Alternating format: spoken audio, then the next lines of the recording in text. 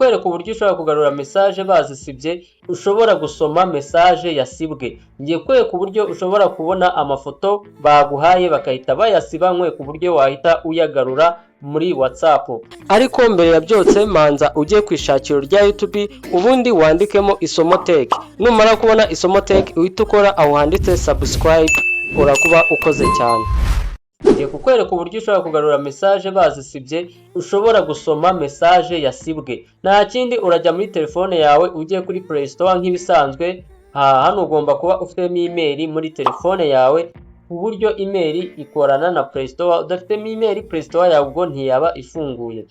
Nta kindi rero urahita ukora, urahita uza muri Play Store yawe nk'uko nabikweretse, gutya uyinjiremo, utegereze gato wihanganye, uhita ujya muri search wandikemo ijambo ngiye kukwereka.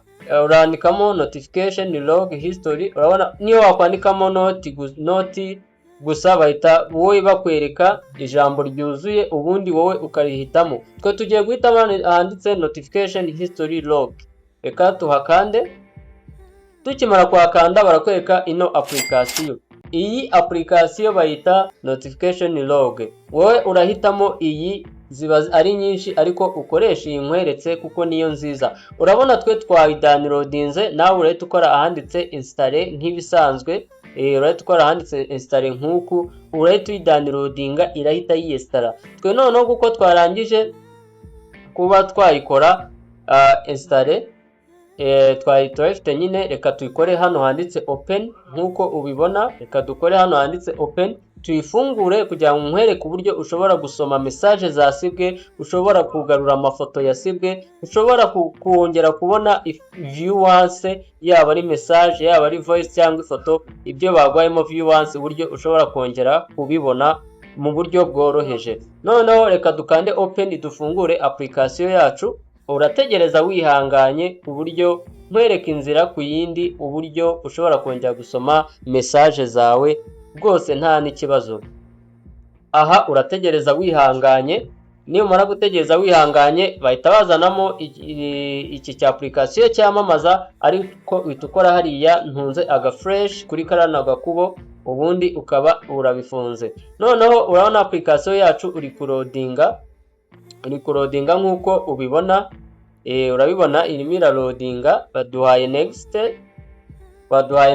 dore ngiyi. Urahita ukora hano handitse next. Urahita ukora hano handitse next, ukatuhakore. Numara gukora hano handitse next, urahita ubona aha hari aka gafresh, urahita ugafungura. Urahita ugafungura nk'uko ndi kubikwereka nk'uku. Urabona twagafunguye. Numara kugafungura nka kuriya, urahita wongera ugafunge. Ubwo nuwongera kugafunga, utu tuntu twose uri kubona, utu two ku mpande, utu twose uri kubona two ku mpande turahita twifunga. Utu twose uri kubona two mu mpande turahita twifunga. Noneho reka tugafunge gutya. Numara kugafunga urahita usubira inyuma nk'ibisanzwe. Urahita usubira inyuma nk'uku. Dore ngahari ahantu nzaga fresh, urahita uhakora usubira inyuma. Noneho urabona wahakoze, bahise baguha application imeze gutya. Urabona application yacu yafungutse, dore nguku. Kandi icyiza cy'i application, ushobora gusoma message y'umuntu. Wamara gusoma message y'umuntu ntamenye ko wayisomye, kandi wayisomeyemo hano wanayibonye, ariko we akaba arabona ko utarayibona. Ako kantu nako ni ingenzi cyane.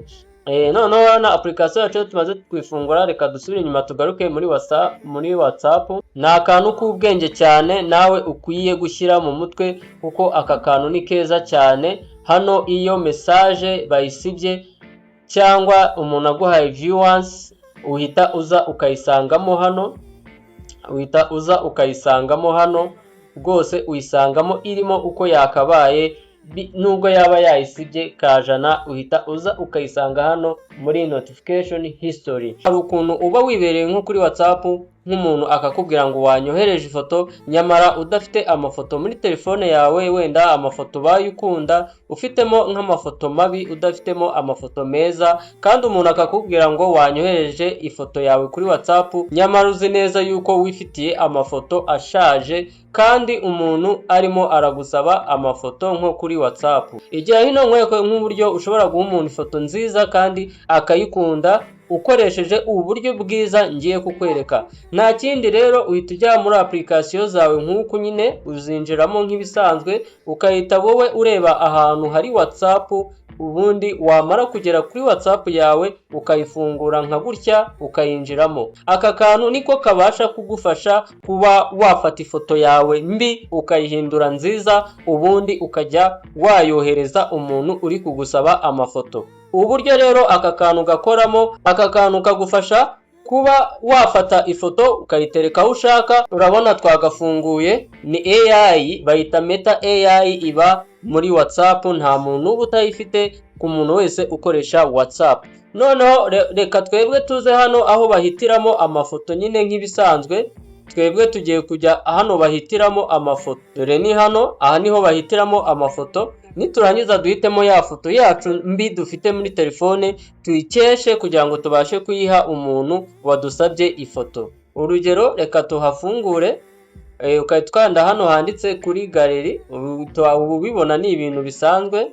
Aha kuri galeri, nitumara guhitamo ya foto turahita tuza hano bandikira. Niturangiza twandikemo, ushatseho ukoresha Ikinyarwanda cyangwa ugakoresha Icyongereza, byose biba ari amahitamo yawe. Noneho urabona iyo umaze kwandika ibintu byawe nk'uko ubibona hano nyine, urabona iyo umaze kwandika ibintu byawe uhita uwohereza, noneho ugategereza. Urabona ya foto yawe iba iri kurodinga, uba uyihaye Meta ngo iyikugirire neza, ni AI ngo ibashe kuba yayitunganya kugira ngo ifoto yawe uyihe umuntu nk'uko ubishaka. Noneho nta kindi, utegereje wihanganye kuko ifoto yawe iyi AI iba iri kuyihindura. Kandi cyiza AI, isura aba ari yayindi, ntago ihindura isura cyangwa ngo ihindure ibintu ibyo ari byo byose. Urabona iyo AI umaze kuyiha ifoto yawe ishaje ihita iguhindura mu yindi style, ubundi ikagukorera indi foto nziza ushobora kuba wahereza umuntu. Noneho reka nkwereke ese ya foto baguhaye ubundi ni gute wahita uyisevinga. Ubundi buryo bwiza bwo kuyibika, ubundi ukahita uyiha umuntu. Dore hano hari akamenyetso ka download kaba kari hejuru mu nguni, ushobora kwita ugakandaho nk'uku ngiye ndi kukakwereka, ubundi ifoto yawe ikahita iba successful muri galeri. Noneho reka dusubire inyuma, nkwereketse yuko ifoto yawe AI ishobora kuyifata ikayikora neza, ukaba wabasha kuyiha umuntu akabona yuko ufite ifoto nziza kandi ikeye, mu gihe nyamara waba wari ufite ifoto ishaje nk'iyi, ariko AI ikayifata ikayikesha, ikakwambika, ikagushyira aho ushaka, ariko ifoto yawe ikaba ari nziza cyane ku buryo wayiha umuntu bitagusabye ko wifotora. Nyine akandi kantu ka kabiri ni uburyo bwo gufata amagambo ukayaha style ushaka, ukayaha style ushaka. Urugero, reka ninjire nko kuri uyu muntu, ubundi nkwereke utumenyetso ushobora gukoresha ukaba wakwandikira umuntu ukoresheje style y'inyuguti ushaka. Uhita ukanda aha kuri message, ukahita ukanda kuri utu tumenyetso kuri keyboard tuba turiho, ukahita ukanda. Urugero, kanda akanyenyeri, reka wamara ukanda akanyenyeri reka twite twandika hello nk'uku, hello, wongera ukahita ukanda akanyenyeri nk'uku. Urabona iyi hello yacu ije yahinduye style.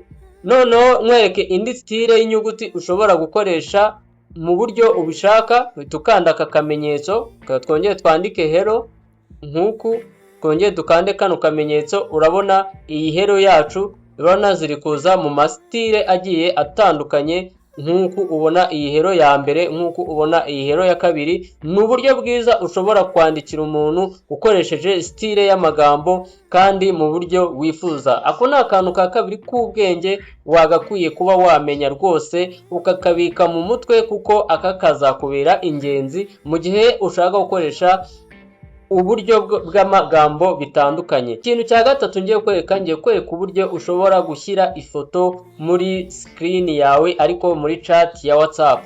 Noneho hari ukuntu uba ufite wenda screen y'umukara nk'uku ubona iyanjye imeze, kandi ukeneye kuba washyira ifoto muri screen nk'uku, aho kugira ngo ubone bize bimeze gutya nk'uko ubona gutya bimeze. Reka nkwereke ukuntu ushobora gufata ifoto yawe ukayishyira muri ino screen nka gutya. Nta kindi rero, uhita ujya hariya hari uturongo dutatu hano, aha ndi kukwereka, uhita ujya muri hariya handitse turiya turongo dutatu, wamara kutujyaho ubundi ugakandaho, wamara gukandaho ukahita ujya hano handitse settings, urahabona aha handitse settings, ukahita ukandaho. Wamara gukanda aho handitse settings, uhita ukanda hano handitse chat DMs, dore ngaha biragaragara, ngaha uhita ukanda kuri aka kantu. Wamara gukandaho ukinjiramo, uhita ubona ahantu handitse DM, hano ngaha urahabona aha handitse DM. Hano DM icyo ivuze isobanuye ko wafata WhatsApp yawe ukayihindura umweru nk'uku. Urabona WhatsApp yanjye ishobora kuhita ihinduka umweru. Hano ni daka nyine, bananayihinduye umukara, ushobora kuhita uyihindura nk'umweru gutya.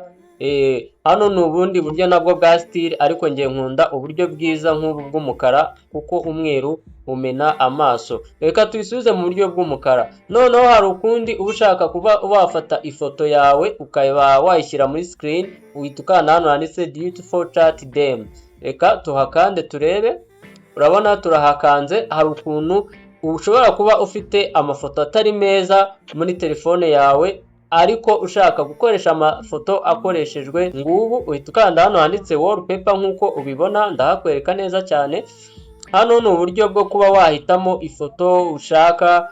Ifoto nyine, aya ni amafoto ya WhatsApp, ntago ari ifoto zo muri galeri yawe, izi ni ifoto zo muri WhatsApp zisanzwe. Hano ni WhatsApp iba yagukoreye izi foto. Wenda urugero, reka duhitemo nk'iyi ifoto ize muri screen chat ya WhatsApp, mu gihe turi kuganira hajye haba harimo iyi foto. Wenda urugero, reka tuyemezemo gutya nk'uku, dusubire inyuma, ubundi tugende turebe ko ifoto yacu yagiyemo. Urabibona ifoto yacu ngiyi yagiyemo, nk'uko ubibona ifoto yacu ngiyi yagiyemo rwose, urabibona ko byaba bisa neza. Noneho ndacyakwereka utuntu tw'ubwenge, reka dukomeze dusubire inyuma mbereke noneho ifoto ya nyayo yawe nyirizina bwite ushobora kuyikura hehe. Rero urabona tugarutse inyuma gato, tuhita tuza hano tugahitamo muri wallpaper, tukajya handitse gallery, choose from gallery. Aha niho ushobora guhitiramo ifoto yawe wifotoye nk'ibisanzwe, ubundi ukayishyira muri screen chat. Ni uburyo bwiza cyane. Noneho uhita uhakanda, ukahita winjira mu mafoto yawe, ubundi ugahitamo ifoto wifuza ko yaza kuza muri screen ya WhatsApp yawe. Uhitamo ifoto nziza wifuza rwose, ukayihitamo, ubundi ukayishyira muri screen ya WhatsApp yawe. Noneho urugero, reka duhitemo iyi. Niturangiza, iyo umaze guhitamo nk'ibisanzwe nakweretse, uhita ukanda hano kuri aka kantu kanditse preview ukakavivura. Reka tugakandeho nk'ibisanzwe, ubundi dusubire inyuma gatoya twihanganye turebe ko ya foto yacu yagiyemo. Urabona ifoto yacu yagiyemo, kandi urabona ko ni ibintu biba byoroshye, urabona ko ni ibintu biba bisa neza cyane. Cyangwa ushaka style y'uburyo bwiza bwo gucata, nubu hari ukuntu umuntu ashobora kukwandikira ati ibyo nanditse bize bisa umukara, ibyo banyandikiye bize bisa umutuku. Urwo ni urugero. Wenda reka twemeze gutya, ugahita wemeza gutya. Urugero, reka dusubire inyuma muri chat yacu turebe uko byahindutse. Urabona byahindutse, urabona uko gutya ubona bimeze. Ni uburyo bwiza ushobora guhitamo chat yawe cyangwa WhatsApp yawe, chat ikaza yahindutse mu yindi style. Niba iyi video hari icyo kwigishije, niba hari icyo ikweretse cyiza cy'ubwenge, ubashe kuba wajya ku mbuga zacu zose, twitwa Isomo Tech. Kuri YouTube urajyaho ukore subscribe, ubundi no kuri Instagram twitwa Isomo Tech, kuri TikTok twitwa Isomo Tech, hose ukore follow.